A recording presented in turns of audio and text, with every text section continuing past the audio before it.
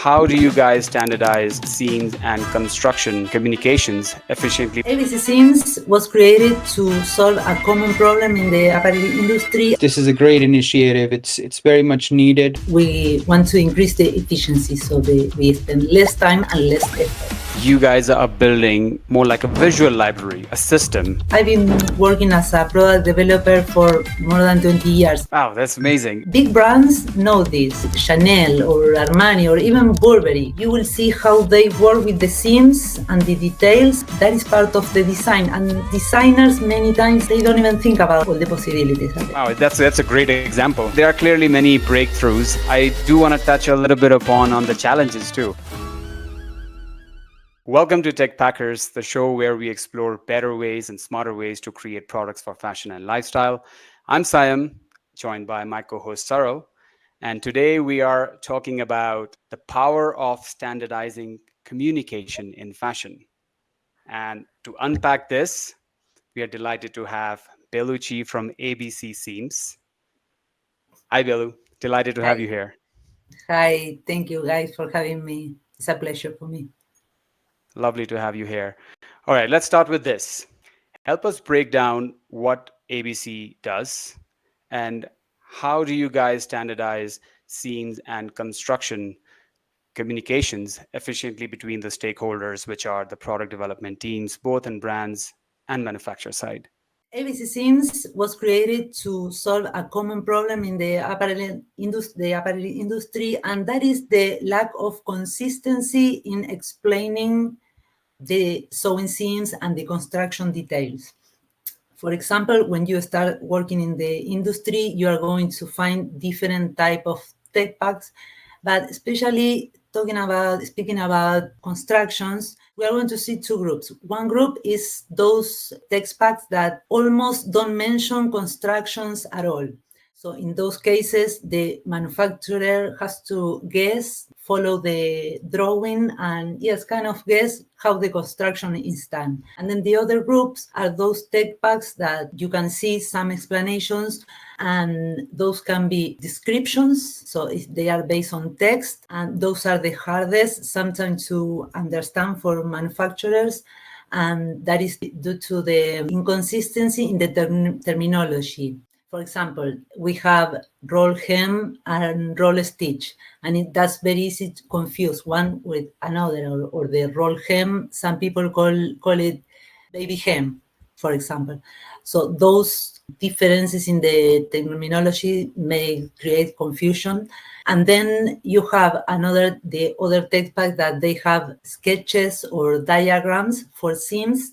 Then you have different styles and different approaches. For example, some sketches, some diagrams are in 3D, another are hand-drawn for the same designer, so they spend time drawing. We did in ABC Seams, we create a standardized code system with diagrams for seams to identify seams, to identify the different type of seams, but also their variations, including the stitches. So, for example, I have a blouse. Instead of saying white hem, I'm going to put a white hem with a little more detail, like 3 centimeters hem, single fold. With that diagram, you can specify, without words, you can specify, how is that hem, if there is a facing, if you are polishing inside the seam allowance with a overlock, or if you want self-polish, or you want a piping, a binding inside, whatever you want, you put a drawing and just a code, you can explain that to your manufacturer or to your technician, also designers and technicians. Also, before sending the tech pack to the manufacturers, they communicate between each other and polish the information. The goal with ABC Seams, we create this system with the idea of improving the communication between designers, technicians or product developers, pattern makers and manufacturers. And the idea is reduce the mistakes, those constructions that we are explaining clearly from the beginning, we don't need to adjust later, so we save time. Sometimes we even save prototypes that we require. The prototype, instead of asking for 5 prototypes to give the last okay for production, we maybe can ask for 3 of them. So that is how we reduce the time.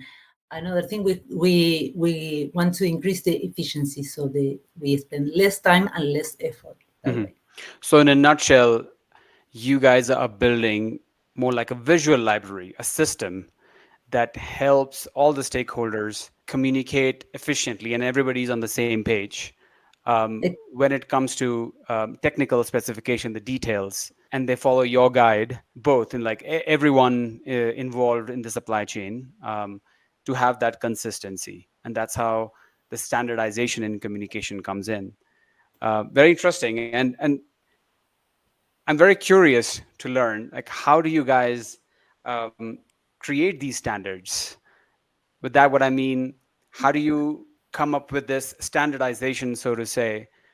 Do you take a reference from other industries? How do you know these are the diagrams that are going to help maybe from the players in the receiving end, like manufacturers? They would understand that. Do you sit with them? Do you uh, construct these diagrams based on that? I studied industrial design, and fashion is my specialization. I've been working as a product developer for more than 20 years.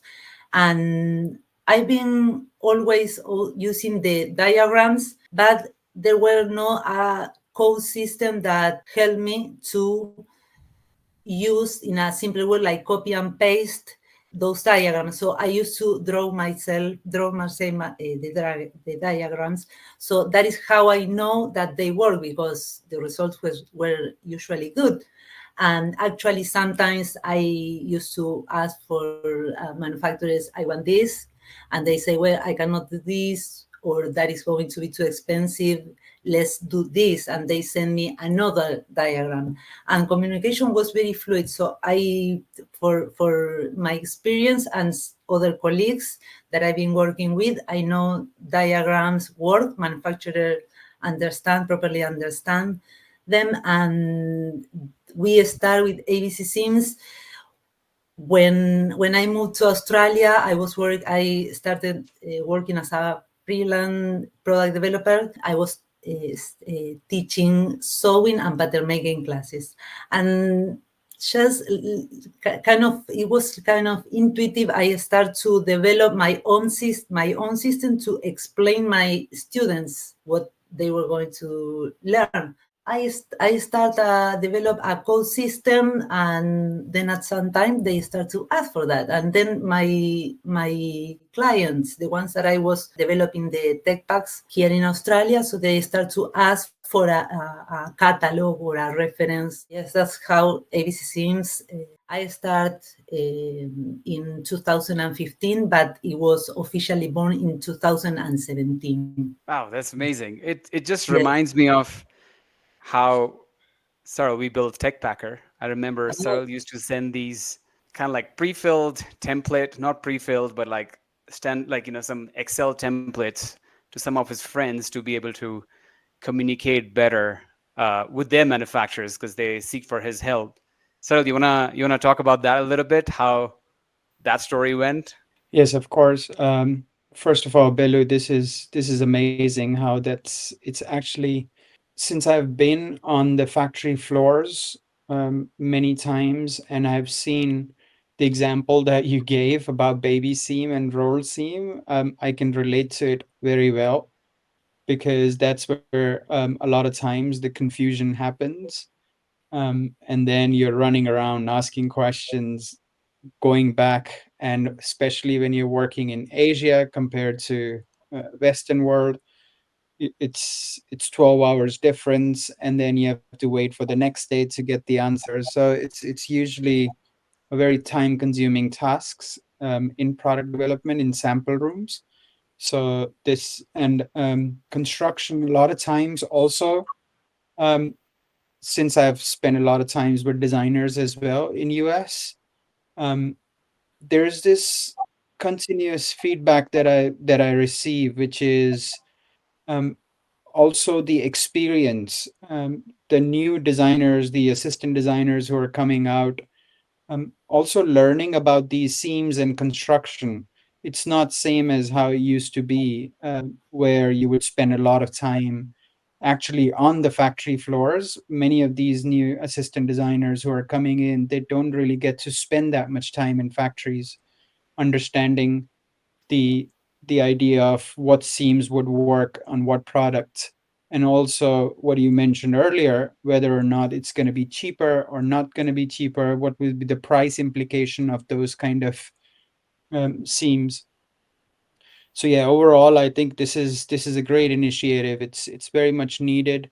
I know there was some sort of stitch related to stitching. There was some sort of system that was developed. I don't know whether that was an official system or was it developed by certain companies, where they or whether there's a centralized body who has developed it. Maybe you can shed some light on that as well, which is around, there were numbers that were given specifically to those stitch types, right? Like 101, 102 is a lock stitch, and then further down. Is that something that you're also using in your system, or is this totally different to that? Okay, the system that you are talking, I think, is they are the ISO SIMs and ASTM SIMs. Our system is quite similar, but we have the main difference is the approach on SIMs, and we are integrating the stitches and the different type of stitches: lock stitch, chain stitch, cover, the different type of cover, 2 needles, 3 needles. We incorporate all that in the same code system. So that is why you have the seam type plus the stitches. So the idea is that there is no room to misunderstandings. And what I was mentioning, that the approach is different because the ISO SIMs or ASTM SIMs, ISO is more used globally and ASTM is mainly in USA, but the sketches are same with different codes. And the main difference, there are more differences, but the main difference is that the diagrams of the seam, when the seam is on the garment, so that makes easier for designers, especially for designers, to understand what they want. And the ISO SIMs, the approach that they have is that they represent the seam when you are stitching the seam, when you are sewing. So that is why it's been so confusing, and some designers use it, or developers, and others don't. The main system that I just mentioned is that we explain the seams. The diagram is representing the seam as it is on the clothing. For example, if I'm sewing a size seam, I put in two fabrics together, but the drawing is going to be open. Instead, the seams that you see in the ISO or ASTM, they are going to explain, to represent the seam, how it's sewn in the sewing machine. So sometimes designers, more than manufacturers, they don't fully understand which seam is the correct seam. Also, our seam is an open system, a flexible system that allows new technologies, new stitches, and also new seams to be added in the future, for example. And the classification also is different. We classify the seams by their function, not by their structure. And the function is, seams are for constructions when they are showing in fabrics, for finishings when we are finishing edges, or details, and that is for details like pleats or box pleat when we play with the volume, or darts, for example, that is a detail. And all what is applied on top of fabrics. It could be that could be bindings, that could be tapes, or another fabric like a patch pocket, for example.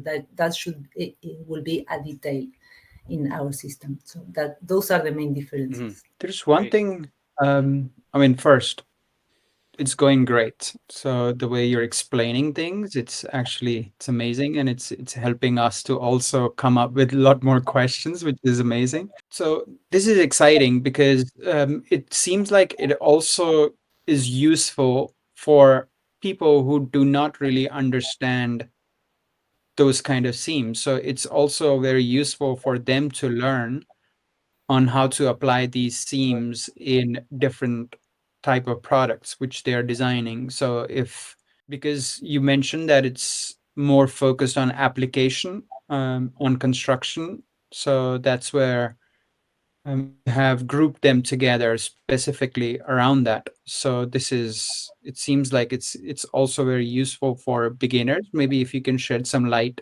on that. And compared to the other systems, the ISO systems, which very much, I've realized also like the diagrams that they have, sometimes it's a little bit harder to understand those diagrams too. So yeah, if you can touch on that too, that'd be amazing. The idea of these diagrams with a new approach is make them easier for designers, and because designers they don't usually sew, and some of them they don't know the techniques, and that is why this new approach of scenes make it easier even for people that don't is not related with our industry. Yes, you to use ABC Sims, you don't need to know how to sew. You don't need to know the techniques, the step by step. You don't need to know that. The manufacturers, they already know. They know more than us, designers or technicians. So we just need to know what we want. That is the only thing that we need to know what we want, and then choose the sketch and copy paste and send it to the manufacturers. And sometimes it happens that they answer and say, look, I cannot do this, I don't have this machine, or this is not working with that fabric, this is much more expensive than the cost that we are managing, whatever. And but they can reply with another sim too, and you understand that you don't need to know the step by steps. Yeah, it's a partnership between the two. And you're very right that on the manufacturing side, they have, once you start seeing them as your partners, you get to uh, get their feedback very often, and then continue to also improve your products around it. So, yeah, that's very true. So your question was, how did we start? Like, what is the relationship between how Belu started and how Techpacker was Yeah. born? Hmm. So it's similar. We both Sam and I, we were earlier working in denim industry, and we were trading in fabrics. So right when we were trading in fabrics, we had friends who were also working in the industry, and they wanted us to also, since I was in Hong Kong, and I was trading from there, so they also wanted us to source some garments, and then they would send us their requirements on the garments that they would like us to source, and we would look for the right type of factory to help them produce those. But one thing we realized during that process was that there was a lack of communication, and it was not very clearly communicated. There were certain things that were, just like how you mentioned earlier about that sometimes it's just let open for the interpretation. So then you allow manufacturers to make those decisions on their end. And when you allow manufacturers to make decisions on their end, we learn that yes, it just depends on how good they are or not. But as manufacturers, they would always think about profitability in many cases, and they would try to choose a cheaper way of doing things.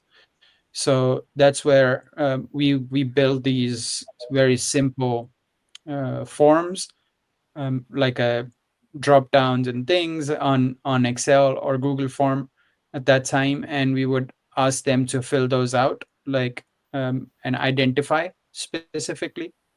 So that really helped us to bring it to the manufacturers and show it to them that these are the things that are required, and things are a lot more clear. And that's how pretty much Techpacker was born around that time with that. simple ways to make things more clearer, identify them, and put them down on the paper so that it becomes like a contract between the brands and the manufacturers. And Yeah. also sometimes what happens when something isn't the tech pack or the SIMs are not standardized is that we tend to forget some information, and that is when inconsistency starts, because with SIM, regarding SIM, for example, many times people mention the type of stitch, but we don't know the structure of the SIM. Or they show the structure, but we don't know the stitches. So also, same as Techpacker is a way, standardizing is a way to make sure you are not forgetting any type of information. Is everything is organized on its place. Hmm. I do want to touch upon a little bit on the impact of standardization, especially on the communication part.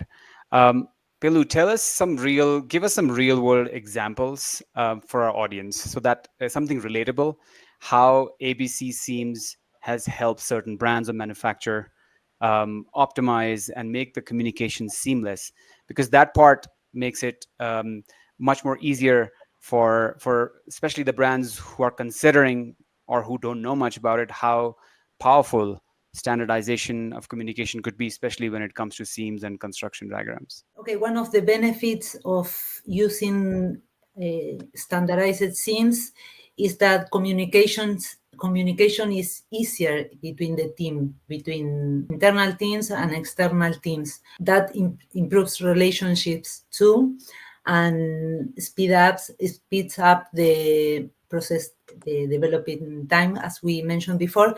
But also something that is another big thing for brands is consistency in quality. Some brands care more about quality than others, so especially those that take care of their products. I thinking on a global fashion brand that we were working with, they have this problem with consistent quality standards because they were working with different suppliers, and if you don't explain what you want, you have different results. And then when you see all your collection together, or when you go to your shop, you can see the difference in quality.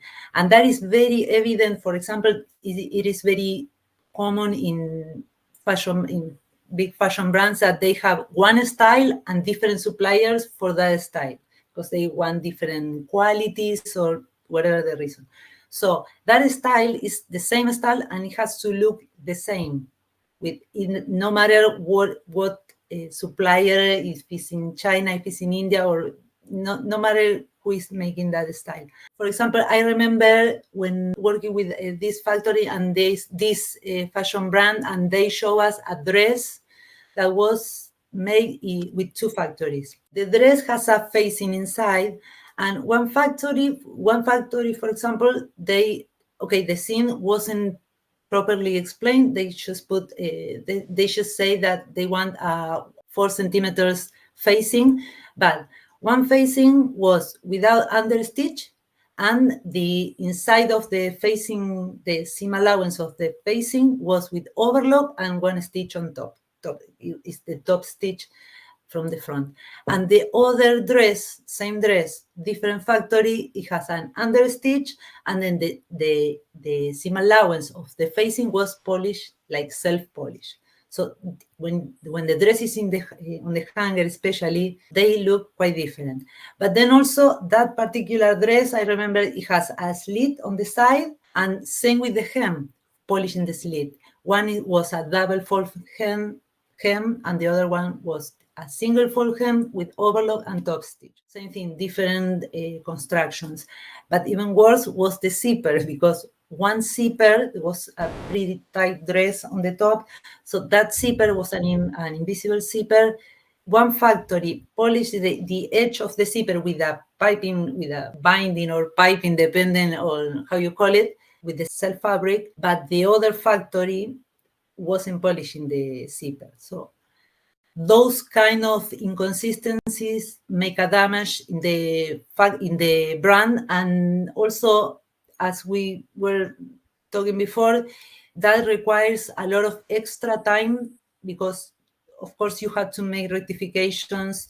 I remember they sending one dress to the other factory, and that just makes everything a mess and misunderstandings, misinterpretation. So after applying that brand, after starting to use ABC Sim sketches, they could improve the developing process is in about 30%.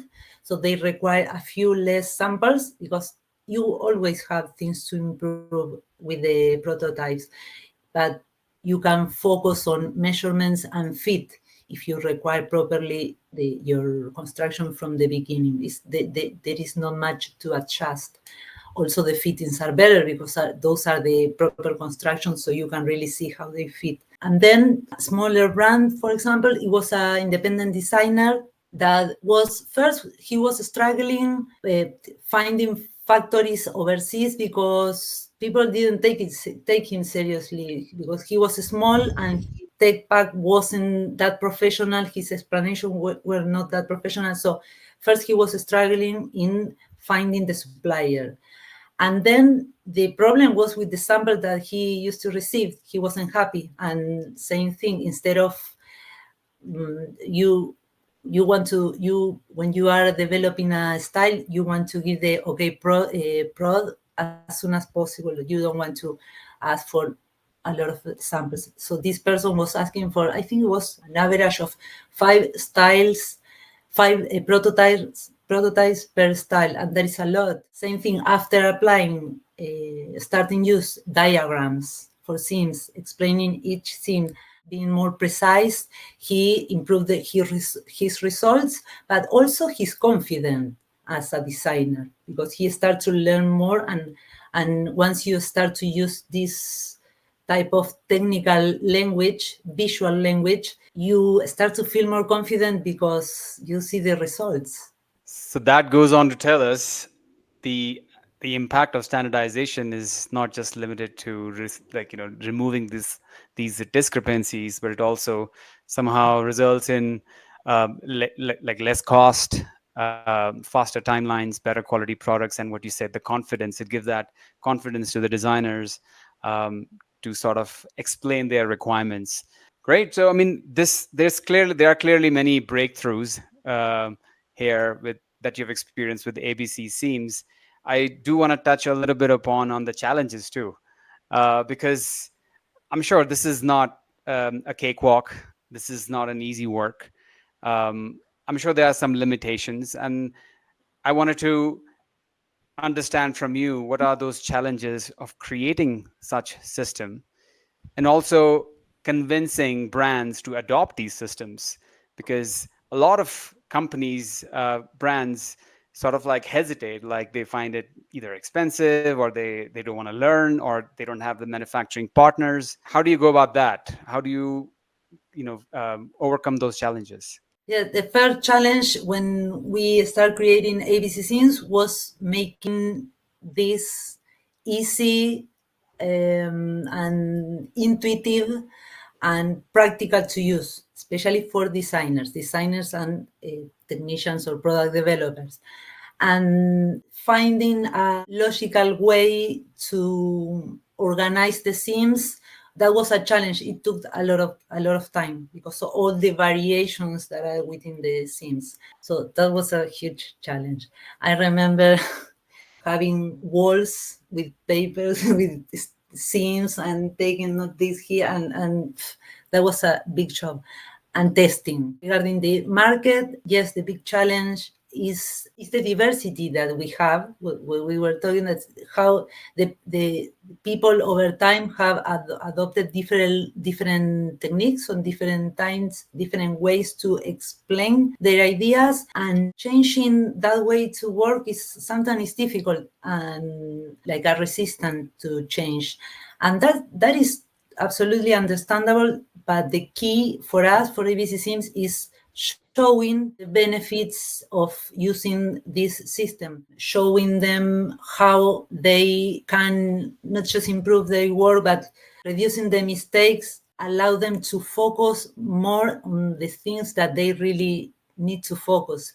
Designers is in the creative part, and product developers is in making the garment more comfortable and better, look better. That is a big challenge, showing people how to use and how to implement these things. But then also another challenge that we have is that some designers, they worry that standardization could limit their creativity also. I found that. And speaking with designers, and that is just the opposite, because not only these type of themes are going to help them to first avoid dealing with technical misunderstandings, because it's clear from the beginning, but also when they start to use the themes, they start to discovering the variations and the options that they have, because themes are part of the design. Big brands know this. If you pay attention in clothing or brand like Chanel or Armani or even Burberry,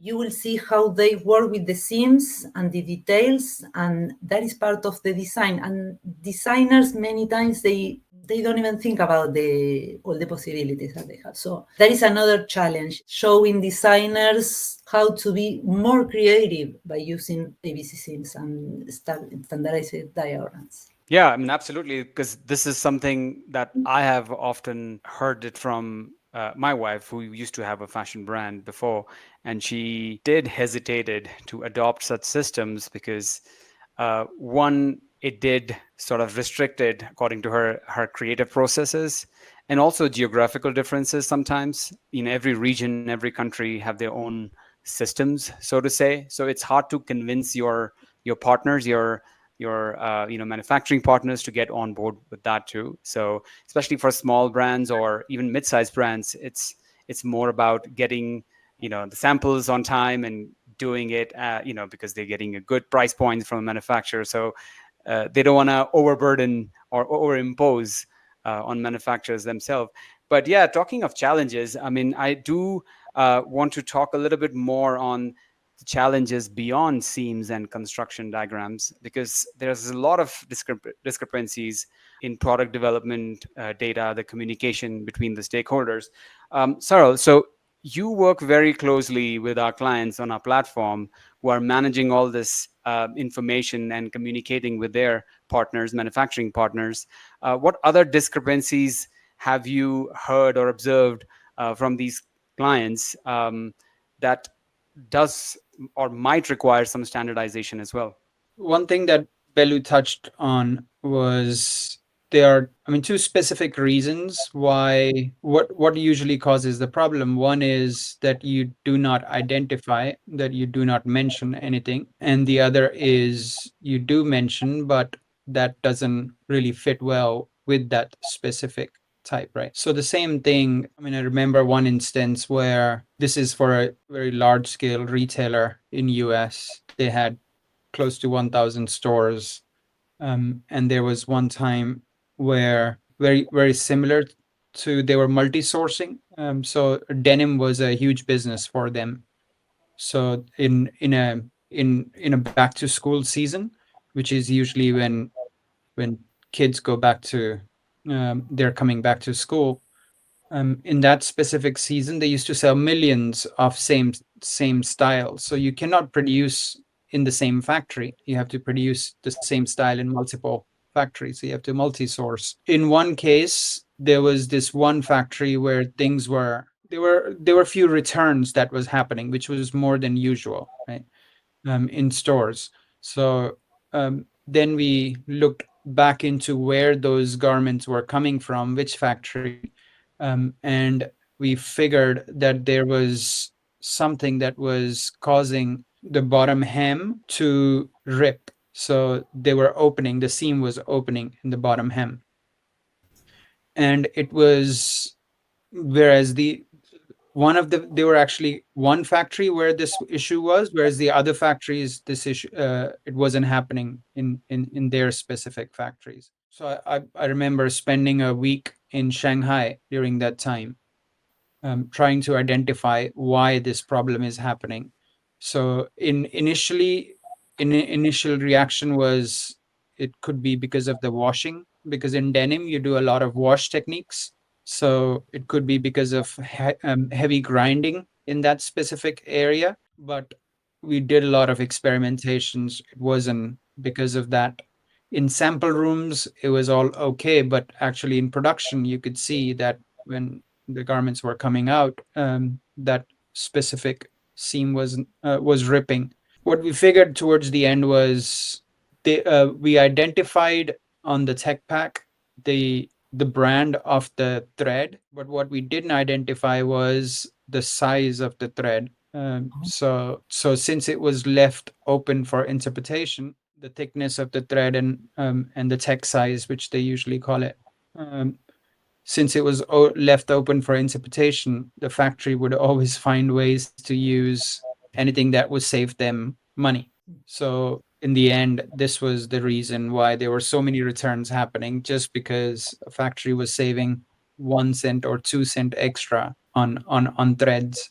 This is another example of not identifying the or not specifying the your materials. So that's where I also feel that another standardization there. I mean, of course, in very similar process, what you mentioned, Belu, like whether it's to do with you can segregate it, you can group it by product type, by quality. So something like that in the materials would also be very useful. So something as small as the thickness of a thread that can cost millions Mhm. um, to a company. And yeah, that basically makes the case why standardizations to that depth could be a big saver. Like in terms of not just quality products, but the cost.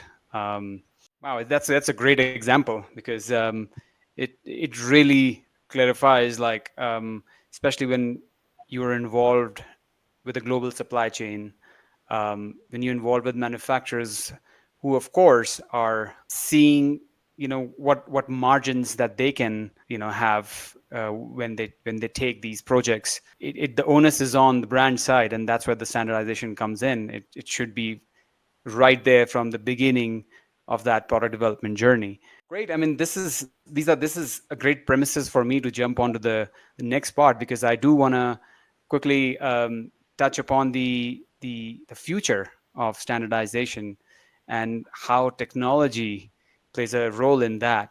Pelu, how do you envision the fashion product development in the future, and where do you think PLM systems come into this mix? Because there is a lot of product development data um, that initiates from these centralized communication system as PLM. What's your take on that? I think in the future, or from now, the big topics to really pay attention are going to be efficiency, precision, and sustainability. And standardization plays, and standardizing tech packs plays a huge role on this, as you are doing with tech packers, platforms that or PLM system that allow designer free up about the not the information, but if you have everything, you have a template to complete.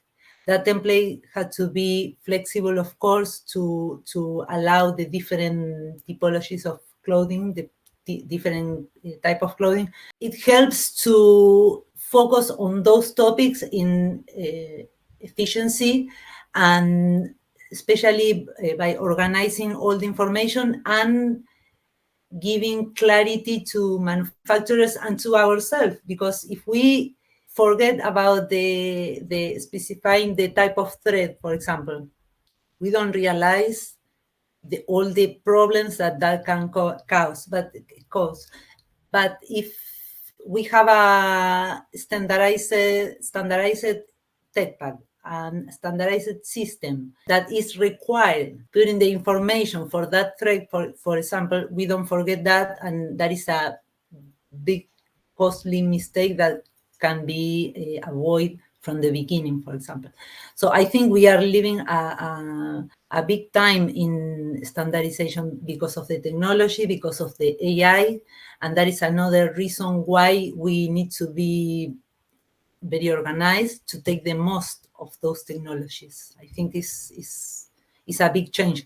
I think it's going to take time also because, as same as with Sims, everyone have developed their own system. But I think we are in that way, that yes. Hmm.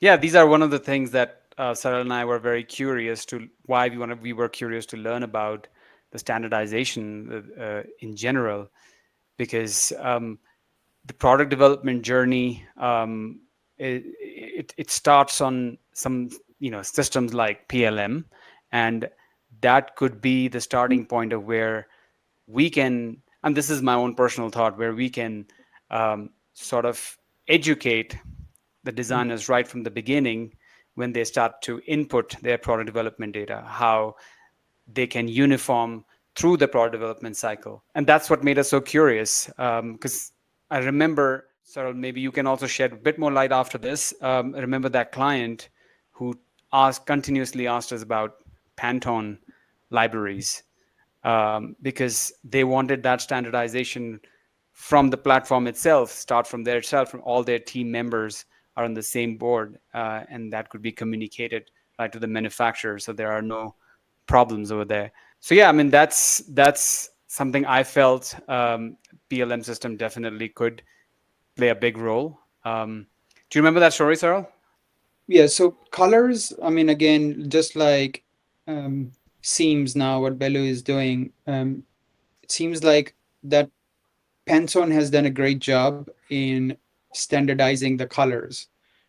And that's been their forte where, now you speak the same language, where if I'm specifying a code, a color code or a color name, and then my manufacturer can also go and look at the exact same color. And they have done it really well also with different type of, whether it's a paper material, so whether it's paper, polyester fabrics, or whether it's cotton fabrics. So they have actually grouped them around that as well, so it's easier to speak the same language. And that's where our customers have been, they're also used to using those standards. So we are bringing those to them within our product itself. So we allow them to create those libraries, those color libraries, so then it becomes easier for them and their teams to use the same and add those to their tech packs before they send it over to their manufacturers. So it becomes easier for manufacturers to follow them as well. So yeah, with colors, it seems like so that's a good example also of the standardization. Belu, it was great to have you over. Thank you for sharing your insights, and hopefully to have you more in future to talk more about these interesting topics, because clearly you have so much, like there's a legacy in all the experience you've had beyond your professional work, how much you have traveled around the world. We'd love to learn how to be like that, because we love traveling ourselves. And yeah, so it was awesome, and we really enjoyed ourselves in this conversation, learned so much. So thank you so much for being a part of this. Thank you, Velu. Thank you guys for having me. It was a pleasure, and yes, I hope we do this type of talks again. It's very interesting, and congratulations to you for all what you are doing with the podcast and with Techpackers. That is a great thing for the future of the fashion industry, and yes, to help everyone to work better and enjoy more our work. Thank you, Belu. Thank you.